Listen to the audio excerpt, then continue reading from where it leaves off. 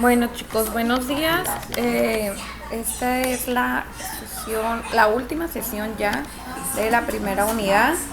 Vamos a retomar los conceptos básicos del proceso de panificación que lo comentábamos la clase anterior mediante un artículo que les había pasado. Bueno, siendo ya las definiciones que nos venían por parte del artículo acerca de los tipos de panes, pues nos vamos a ir ya a las materias primas principales. Tenemos el agua y su función no solamente en el pan como para hacer la mezcla. ¿Cuál es su función tecnológica, no? Es requerida para la hidratación del gluten, como lo habíamos comentado en la plática. En el tema del gluten, requiero del agua para empezar a formarlo, y del almidón, desarrollando propiedades funcionales. Es un solvente para la sal y el azúcar que añadimos y nutrientes de la levadura. Hay que recordar los factores extrínsecos que ocupa nuestro microorganismo pues para llevar su función.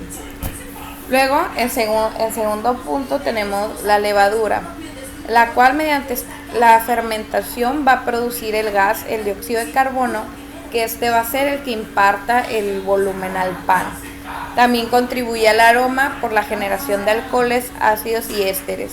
Bueno, en lo que viene siendo la levadura, como comentábamos acerca del tipo de levadura que utilices y según la preparación, el gas producido por la levadura, el metabolito que sería el dióxido de carbono, es el que va a quedar atrapado en la masa, que va a ser la que gracias al gluten que contiene nuestro pan va a retener, formando así las burbujas que vemos en el pan cuando lo abrimos, cuando lo partimos. El azúcar es una fuente de carbono totalmente y energía para la levadura. Hay que recordar que los carbohidratos es como la gasolina inmediata de todos los organismos, ¿no? O sea, también cuando nosotros decimos que ando bien aflojerado, me siento bien cansado, te dicen, cómete una paleta o cómete un dulce, o una fruta, ¿no? Porque pues los carbohidratos es las moléculas más simples que se utilizan para el buen funcionamiento de la energía. Y aparte de esto, balancea el sabor del producto, es higroscópica, la cual contribuye a la retención de la humedad, ¿no? Y posteriormente tenemos la grasa. La grasa a veces puede ser añadida básicamente en pan como en forma de mantequilla. Lubrica la expansión de las celdillas de gas, donde se va a retener este gas y contribuye a la textura de lo que viene siendo la migaja y del producto, ¿no? E incluso pues también le otorga sabor al pan. Bueno, en el documento anterior pues está basado en un artículo español y algunos panes pues algunas definiciones de panes pues se sigue respetando porque estamos hablando de un producto universal que se consume en todo el mundo y pues que presenta las mismas características. Ya las variaciones que presentaría este producto sería referente a pues la región, ¿no?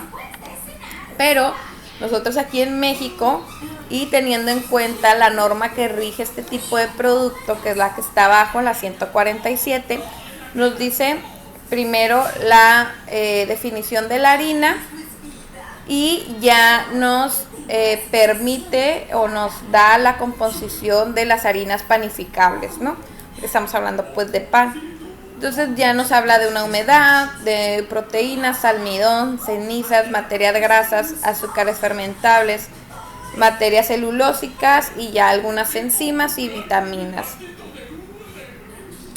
Y vemos que la humedad comprende de 13 al 15 y las proteínas tenemos un rango del 9 al 14%, pero dentro de este 9-14% que constituye el 85% es de gluten.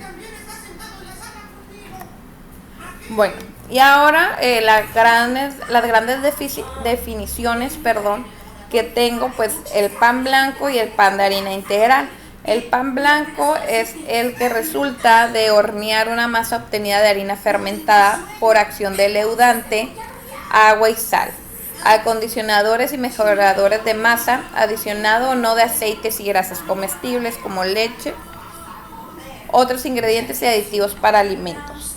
Y ya el pan de harina integral es la panificación de la masa fermentada por la acción del leudante, preparada con harina de trigo, harinas de cereales integrales o de leguminosas, agua, sal, azúcares, grasas comestibles, otros ingredientes opcionales y aditivos para alimentos. Basado también en la norma 147 SCA1 de 1996.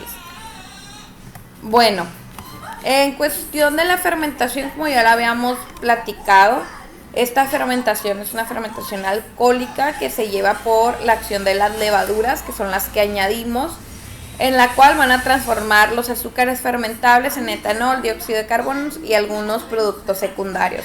Acuérdense que el decir productos secundarios también un sinónimo es decir metabolitos secundarios, ¿no? Porque son productos de un metabolismo. Entonces, los objetivos de la fermentación, pues como ya se ha planteado, es la formación del dióxido de carbono para ser retenido por la masa, para que ésta se esponje y mejore el sabor del pan como consecuencia de transformaciones que sufren los componentes de la harina.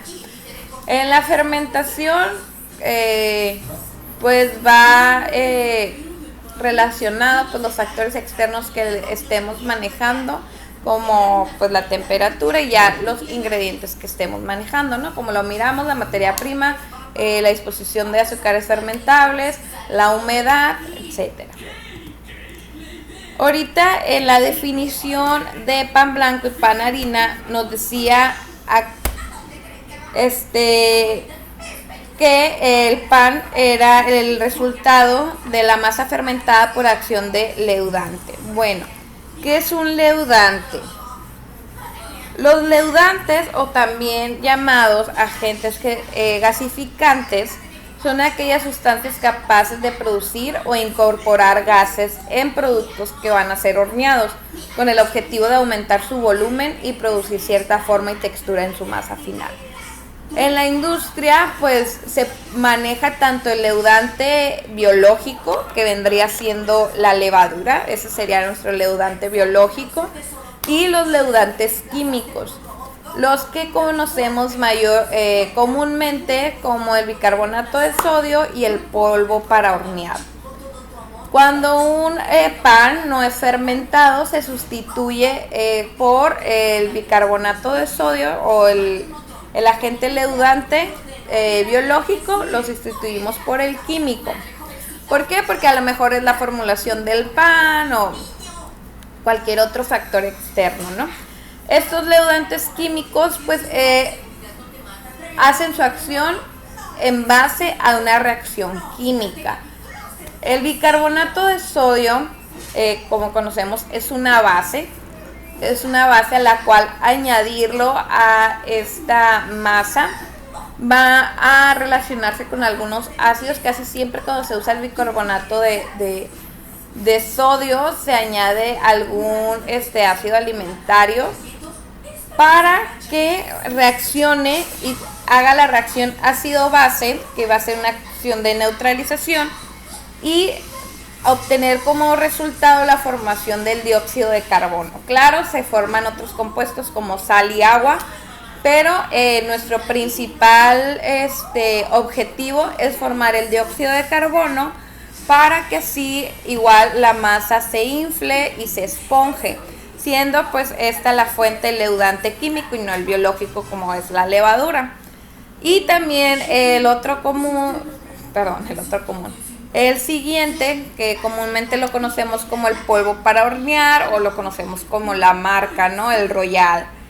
Este polvo para hornear, lo que diferencia del bicarbonato de sodio es que en el polvo para hornear ya se tiene todos los reactivos para hacer la reacción, ¿no?